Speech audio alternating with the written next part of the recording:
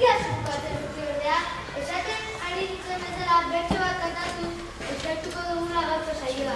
Eta denon artean, topa lagun abestia kantatuz itxiko dugu aurtengo saioa. Eskerrik asko horratzetik lagundu diguzuen guzti hori. Agur eta beste bat arte.